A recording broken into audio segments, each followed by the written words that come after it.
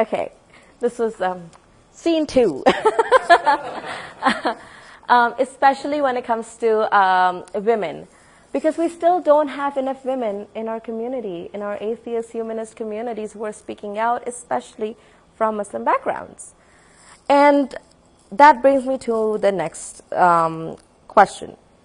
Now, I am a photographer, those of you who don't know, and I'm not just like any photographer. I encourage women to come to my studio and do a very sexy photo shoot just for themselves, right? And I do boudoir photography, I do portrait photography, I do glamour photography, because I think that every woman, if she has not taken a sexy selfie of herself yet, she has at least stepped out from the shower, looked at herself in the mirror, turned around, and like, okay, this is nice, and then walks out, puts her clothes on, goes about her day. Every woman has done that at some point in her life. Looked at herself in the mirror. And if you haven't, come to me. I'll show you that you should be doing that. But the reason I do that is because I am tired of modesty culture. I am absolutely exhausted when I hear these arguments that, oh, a woman covering herself from head to toe is just as much of a feminist as a woman who isn't. Bullshit. Bullshit. And I'll tell you why. Because a woman who is insisting on covering herself from head to toe and is doing it 24/7, regardless of the weather, regardless of where she is, whoever is around her, it doesn't matter. That is a uniform. That is not a choice. That is internalized misogyny. I can buy your argument. I'm covered pretty much shoulder to toe right now, right? And if this was me 24/7 and the idea would not even occur to me of having my shoulders bare or showing my arms or showing my ankles, if the very idea wouldn't occur to me, then you are oppressed. You are oppressed. You have internalized misogyny. Let's fix this shit. Because any man in this room is not going to go select his wardrobe because of a uniform thing, right? If he wants to wear shorts in the summer, it's not going to be like, oh, I can show my legs. No, gosh, what are people going to say? That's not your thought. What are people going to say that I'm looking too immodest? That's not your thought. But that is a thought of women. If they go shopping and there's a little bit of a neckline and it's like a little bit deeper, they're like, oh. But if a guy is like, if his button comes undone, oh, I'm just going to... Guys, walk around with their flies open. And, you just point this out to them and they're like, oh, sorry. And then they go about their day. But a woman is not afforded the same, what should I call it, leeway, freedom. So what if, a woman had a nip slip? It becomes a tabloid headline, right? That is modesty culture. Beyonce goes on to do this amazing video album a few years ago when she did her first album, titled Beyonce.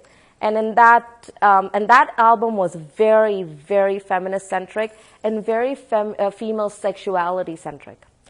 So one of the songs was called Blow, and it's actually about going down on a woman from a female perspective. You never hear that. You hear all the rap songs, she's going down on me, my lollipop, blah, blah, blah. But you never hear it from a woman's perspective. And I kid you not, the first article that came out against it was from Jezebel. And those of you who are out of the loop, Jezebel is an online source, and it was this huge feminist blog news article place. And they're as one of the lyrics was can you eat my Skittles? It's the sweetest in the middle, right? And that the female author had a problem with that. She's like, oh, this is objectification. Beyonce's putting her body out there in these sexy videos, and this is not what we want for women. Fuck off! No. Why the hell should a woman not talk about her having an orgasm? Why shouldn't she talk about how she wants to feel about her sexuality? Why shouldn't she be as open about it as men are in clubs? Her husband, Jay-Z, you wrote no bullshit article about, his decades of sexual lyrics, but holy shit, Beyonce comes out and talks about her husband going down on her. Oh my God, all hell breaks loose. So this is not just an Islamic problem or a Christianity problem. This is a societal problem, but why religion is special here? Religion is the only source that justifies that misogyny, makes excuses for that misogyny, and is the only brainwashing technique that has worked on women for thousands of years. You take religion out and tell a woman, hey, you should take this shit off and wear this. She's going to be like, no. You say, God wants you to. The whole conversation changes. Right? So religion is a very, very clever tool. Now you're going to be like, oh, religion does so many other things, and then, why are you talking about just women and just women? I'm not talking about just women. Religion is. In the Quran, there is a specific chapter called Surah Nisa. Nisa means women in Arabic. There is an entire fucking chapter about what should a woman wear? What should a woman do? How hard should her husband hit her? Not kidding. It's in the Quran. Not just in Surah Nisa, throughout, but there is one chapter. There is no chapter called men. There is no chapter called the virgin prophet, but there is a Virgin Mary, right? And not just in Christianity. We all know that Christianity, like the concept in Christianity and Judaism and Islam, they're all borrowed from pagan religions. In pagan religions, the concept of virginity is still there. It's considered something pure, something divine, something amazing. Why? And it's always, always talked about a virgin woman, a woman. A woman should wear this. It's a woman's duty. Because religions are scared of a sexually empowered woman.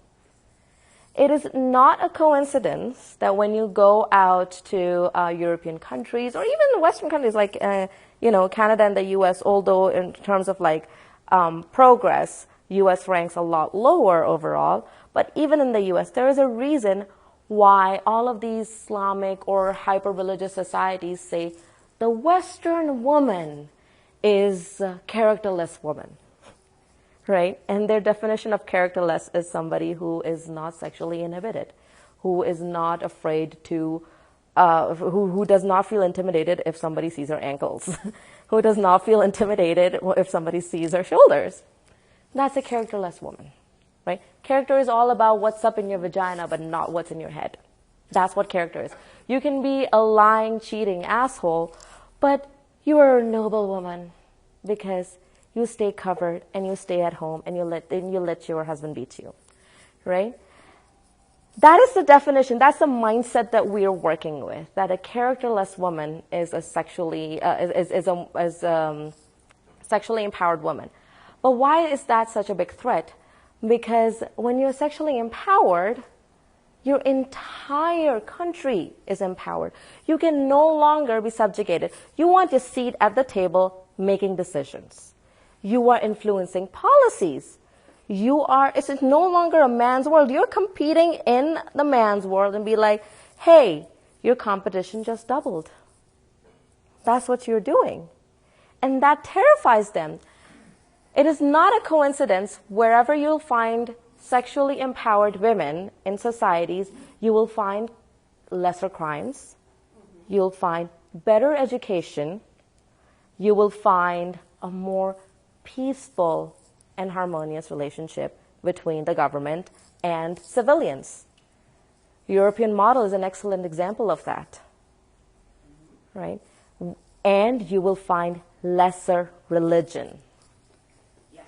Are you still going to tell me that there is absolutely no connection between how empowered, how sexually empowered the female population is with religion? And anywhere in the world where there is oppression, where there is violence, human rights abuse, no concept of childhood proper education, poor sanitary conditions, you name it, the woman is oppressed. And I don't think it's a chicken and egg situation. We know the beginning. Empower the woman, empower the female, and you will empower the entire community. But that scares these holy men. And that scares these men who have developed their entire careers, their entire security, their male ego around the fact that I don't have to warm up my food. My wife will do it for me. There's a huge debate in Pakistan going on right now on social media. I am not kidding you. It's titled, it's a woman said, I am not going to do this. I'm not going to warm up your food. Are you, like, don't you have two hands? You can just go ahead and warm up your own food and eat your own food. And that started a national fucking debate. Pakistan. It started a national debate. Right? Warming up your own damn food. And 100% of the comments, I'm not talking about the 1 or 2% of rational, reasonable people. There's a woman who is a journalist, and then that was the first video she did, live video, talking about this topic. And because all of her other coverage was like very local, regional posts, sports and these and that. But this was the first time she was giving a political opinion.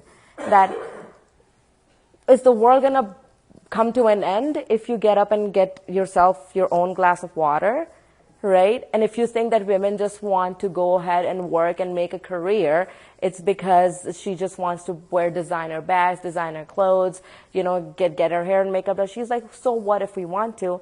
And that is not the only thing. Economic independence, if I want to go out and buy something for $10, I shouldn't be dependent on begging you that, oh, can I get you $10? And we all know that if somebody else is handling your finances, they have control over your life. No matter how generous and amazing they are, they have more control over your life than anybody else, right?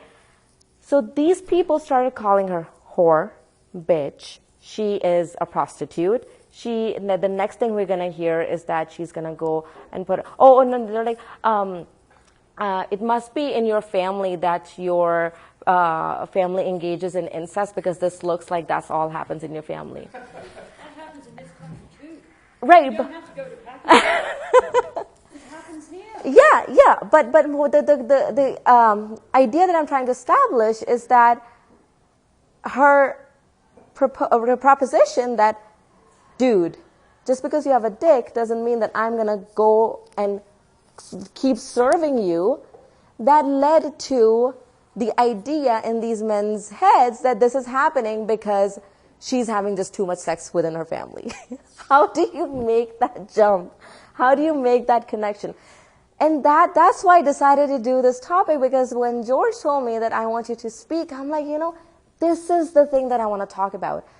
Since I started my activism, I've got more rape threats than death threats, right?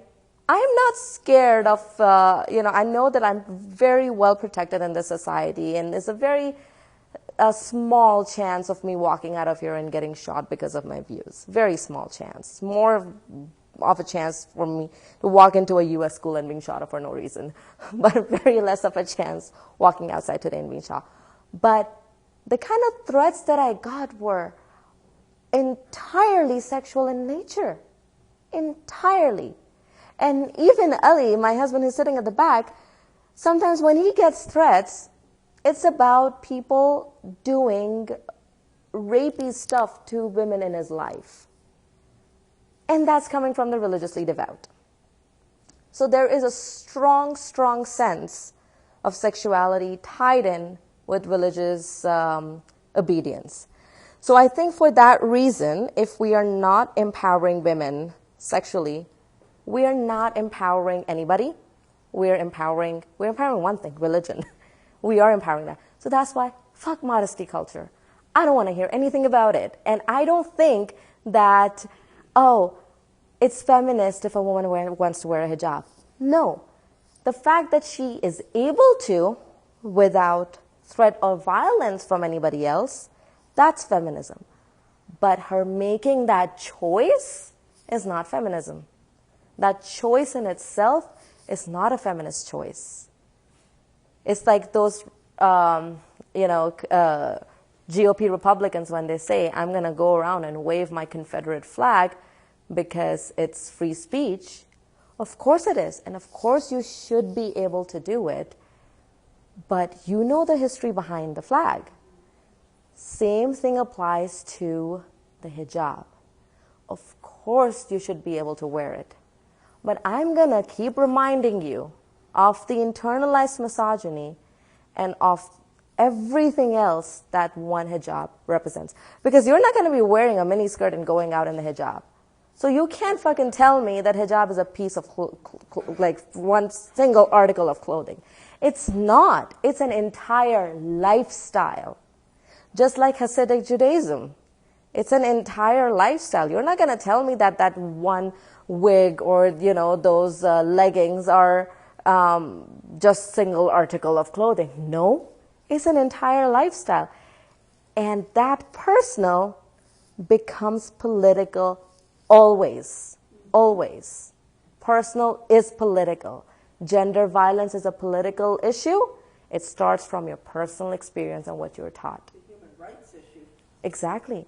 But it starts at a personal level. It becomes a part of political fabric when you act on it, right? So the personal is always, always political. There is no such thing as this is my personal view. I'm not a political person. No, if you have any opinion about anything in the world, you are a political person. So that's basically what I wanted to talk about, that how do we fight religion? We fight religion by empowering women, by telling them that they should not have any consequences if somebody hacks their iPhone and their naked photos get leaked out. It's such a big concern. Jennifer Lawrence was so upset when that happened. Whereas when Anthony Weiner's, DM dicks went everywhere, he got arrested for other reasons, but it had no impact on him for his mindset. So if tomorrow another celebrity, female celebrity, has her naked photos leaked out or sexy photos leaked out, and we don't shame her, and we don't make that a news headline, and we treat that, we're like, oh, it was a security breach, it was a privacy breach, that's the part we should talk about. We shouldn't talk about that, her naked photos. I'm sure other data got leaked as well, but those were the things that made headlines. I think what you issue is the complete disrespect for her privacy. Exactly. Privacy. That's what I'm saying, that should be the topic, but the topic becomes her naked photos were leaked. Right? We need to stop this whenever we hear or see a naked woman's body. We need to stop doing that because we're doing exactly what religion wants us to do.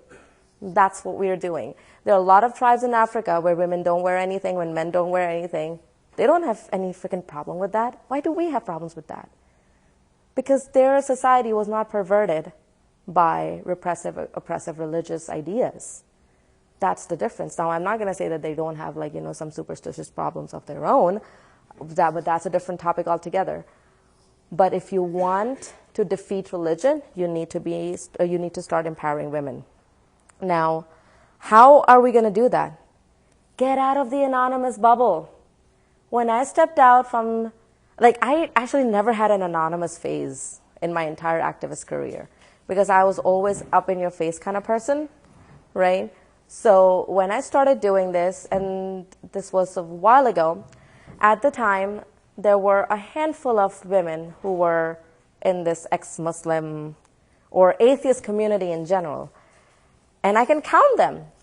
Wafa Sultan, Ayan Hirsi Ali, Maryam Namazi, Taslima Nasreen. Those were the only 4 women who were out there speaking without any fear. And they were the only people who were not anonymous, who were big, who were doing this day in, day out. And then I remember the first conference I went to in the US, I was the only ex-Muslim there, let alone a woman. I was the only ex-Muslim there. And the first conferences I went to were TAM 2012, that was the amazing meeting, which doesn't happen anymore, so I'm kind of sad. Maybe we should do a version of that in Canada. It was TAM and Women in Secularism Conference by CFI. And I was given scholarships to go to both of these events, and especially TAM. So James Randi Foundation covered the cost of my ticket, which was $700, which is pretty amazing. And somebody from Twitter, an anonymous donor from Twitter, sent me money for my plane ticket because I was a student at the time. Sent me money for my plane ticket because they're like, my wife and I, we go every year. This year we couldn't go, so we hope that you'll be able to go and then you can share your experience. You know how much that empowered me? I was just a loner tweeting on Twitter about all these bullshit things religion does, and I got picked up. I got noticed by the community, and they're like, hey, how about you come over and be a part of this community, and let's talk. Now I'm very happy to see there's so many women out there. At the time, I was the only person. I organized a meeting with Richard Dawkins, and at the time we had Atheist Nexus. It was like a small group of, like a Facebook for atheists, basically, before Facebook was a big thing. So we had Atheist Nexus, and we had a couple of other organizations. So all of these people were there. And Dawkins was on his book tour, and he took up 5 hours from his tour to sit with 100 extremely disorganized ex-Muslims. Because, like I said, you come from a culture, and then you come to a civilized world, and you're like, shit, I need to learn new tricks. So we had this entire Middle Eastern and South Asian Muslim community there. And he took out 5 hours from his time to listen to people and be like, we're here to help. How can we help your organization get started? And there was no organization that existed at the time. Everything was like Facebook groups, people's head. And I was like, they invited me, they're like, how about we sit together and have a conversation? I'm like, I'm not fucking about to sit and talk on behalf of all of these people because I don't want to die. I'm just exaggerating, but, I'm like, no, these people have their views. Let's get together and see, because not everybody's going to have the same goals. So let's see what different things people can specialize in. And at that time, anonymous coming out was a very big thing. So ex-Muslims of North America was an imaginary concept at the time. The organization was just, a few people getting together. Muslimish was an imaginary thing. It became more substantial later on, just like other organizations. So everybody's concern was security, security, security. We're going to vet people, first phone interview, then in-person interview, then we're going to let them in our circle because we don't know who's going to bring their guns out, right? And there was a community like that in London too. A lot of those problems have kind of almost disappeared because people started stepping out from their anonymous shells. They started taking on this very in-your-face that this is me, putting a name to the face. I'm not just an anonymous tweeter. You can't tell me that I'm an Israeli bot sitting and planning the collapse of world religions. That's basically what all religious people in Pakistan and those countries think, that we're all paid by Israel and CIA to execute world domination. I wish, because then, I'd be rolling in cash. But, unfortunately, if CIA Mossad, hey, Bugs, if you're listening, you can mail me the check. But that's what they think. And they stepped out from their anonymous shells and they started taking on this thing.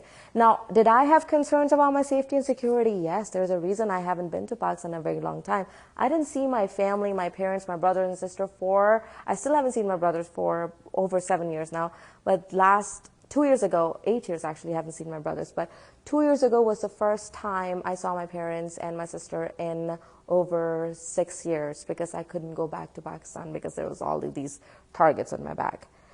But if I can do that, a student with no resources, my only resource, the only reason I was able to complete my education was because I had full ride scholarship. Otherwise, there was no way in hell my parents could pay $56,000 a year for college.